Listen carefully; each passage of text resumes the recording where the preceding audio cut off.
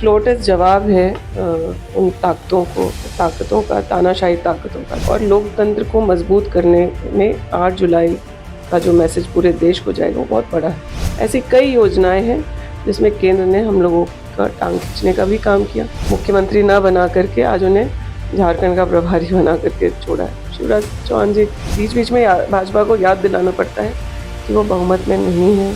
8 जुलाई को हेमंत सरकार फ्लोर पे जा रही है, यानी कि उस दिन सदन में बहुमत साबित करना है। हमारे साथ कांग्रेस की विधायक दीपिका पांडे जी हैं। इन्हीं से हम समझने की कोशिश करते हैं। हेमंत सोरेन जी की सरकार आकार ले चुकी है और बहुत जल्दी वो फ्लोर पे 8 तारीख को जा भी रहे हैं। आपके जो विरोधी हैं वो हालांकि लगातार आरोप लगा रहे हैं। आप लोग इस फ्लोर टेस्ट को किस रूप में देखती हैं? देखिए, ये फ्लो टेस्ट जवाब है उन ताकतों का, तानाशाही ताकतों का, जो एजेंसीज लगा करके एक सिटिंग मुख्यमंत्री को सलाखों के पीछे डालने का काम किया। माननीय कोर्ट ने किस तरह के आदेश दिए वो सब आपके समक्ष है। और उसके बाद हेमंत सोरेन जी जेल से बाहर निकल करके आए बेल पर। एक मैसेज ज़रूर पूरे देश को गया है कि भाजपा को एक करारा जवाब झारखंड में मिला है। लोगों ने सज़ा काटना उचित समझा, बजाय इसके कि एजेंसीज के दबाव में टूटते। तो एक बहुत बड़ा मैसेज है और लोकतंत्र को मजबूत करने में 8 जुलाई का जो मैसेज पूरे देश को जाएगा वो बहुत बड़ा है। लेकिन जैसे हेमंत जी ने फिर से सत्ता संभाला, इनके जो विरोधी आप लोगों के हैं वो एक बार फिर से हमलावर हो गए कि चंपई सोरेन सरकार चला रहे थे, हेमंत सोरेन परिवार से बाहर के किसी व्यक्ति को नहीं देखना चाह रहे हैं। तरह तरह के आरोप अब सामने आने लगे हैं। उनके पास काम क्या है दूसरा? वो चाहे मुख्यमंत्री रह करके हेमंत सोरेन जी ने पहले सरकार को चलाने का जो काम किया, या फिर 5 साल जो चंपई दा का कार्यकाल था, काम को लेके तो वो शिकायत नहीं कर सकते।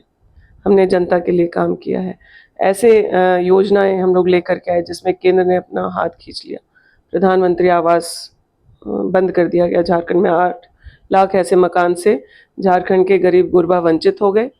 लेकिन अब वो आवास के योजना से हम लोगों ने यह दिखाया कि हमारा पॉलिटिकल विल है झारखंड की जनता को गरीबी रेखा से ऊपर लेकर के आने का।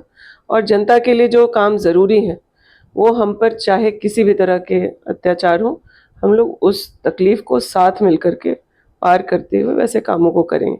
ऐसी कई योजनाएं हैं जिसमें केंद्र ने हम लोगों का टांग खींचने का भी काम किया, लेकिन हम लोगों ने अपने पॉलिटिकल विल से और अपने कमिटमेंट से झारखंड की जनता के प्रति उसको ज़मीन पर लाने का भी काम किया। हेमंत जी ने कहा कि एक बार फिर से वो स्टीयरिंग संभाल चुके हैं। शिवराज सिंह चौहान कहते हैं कि एक्सीडेंट करवाएंगे और नुकसान राज्य की जनता का होगा। देखिए, शिवराज सिंह जी के बारे में मुझे क्या कहना है। भारी मतों से वो जीत करके अब संसद पहुंचे हैं, लेकिन भाजपा ने उनके साथ उनके राज्य में क्या किया? भाजपा ओबीसी विरोधी है।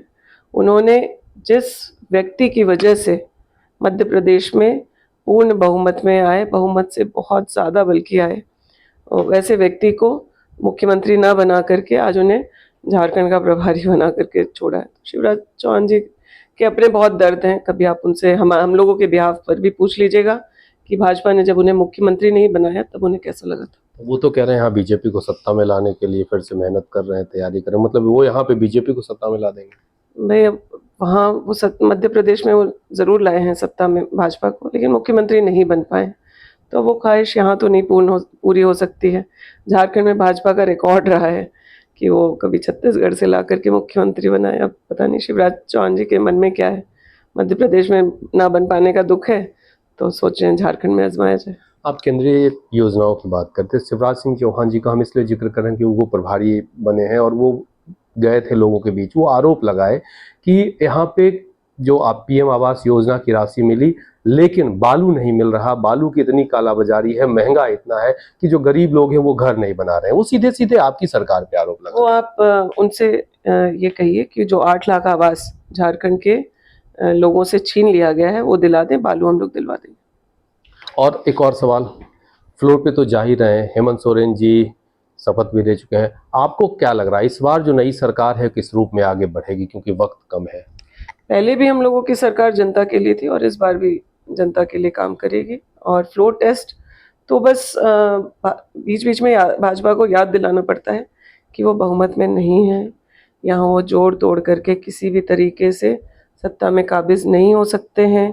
या 5वां साल है, सरकार के अंतिम कुछ महीनों में भी भाजपा को याद दिलाने की ज़रूरत पड़ी है, और आने वाले अगले 5 साल भी वो यहाँ पर सरकार में आने के किसी भी तरह से प्रयास करें, वो एजेंसीज़ के माध्यम से करें, लोगों को तोड़-फोड़ जोड़ का प्रयास करें, उसमें सफल नहीं होने वाले।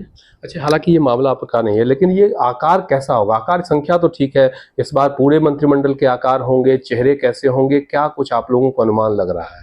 ये मेरे क्या बोलूँ, मेरे कार्य क्षेत्र में नहीं है, इस पर मेरा टिप्पणी करना अच्छा भी नहीं। देखिए, एक विधायक होने का जिज्ञासा तो होगी कि चूंकि कम समय वाला है, लेकिन समय हमारे पास इतना काम है कि हम लोग सरकार के फॉर्मेशन से ज़्यादा अपने क्षेत्र के जो काम हैं, जो आने वाले समय में मॉडल कोड ऑफ कंडक्ट लगने के पहले हम अपने क्षेत्र के लिए कितना काम लेके जा सकते हैं, हमारे लोगों का क्या-क्या फ़ायदा हो सकता है सरकार से, उस पर फोकस है। अब जैसे हमारे यहाँ डिग्री कॉलेज में इस वर्ष जो है बच्चों का एडमिशन हो, वो हमारा फोकस है। कुछ हमारे अस्पताल के काम कुछ अधूरे हैं, उन सबको कराने का प्रयास करें। फोकस हम लोग का काम है, कुछ चीज़ें जो प्रक्रिया में होनी है वो समय पर हो जाएंगी। तो दीपिका जी फिलहाल नाप तौल कर नपे तुले लहजे में बोल रही हैं, विरोधियों पे हमलावर हैं पूरी तरह से, लेकिन चूंकि सरकार के फिर से मंत्रिमंडल का गठन होना है, एक्सटेंड जो मंत्रिमंडल का विस्तार होगा, उस पे फिलहाल वो धैर्य और चुप्पी एक तरह से साधती हुई नजर आ रही है। अपने सहयोगी वीडियो जर्नलिस्ट उमेश के साथ कुमार चंदन, रांची।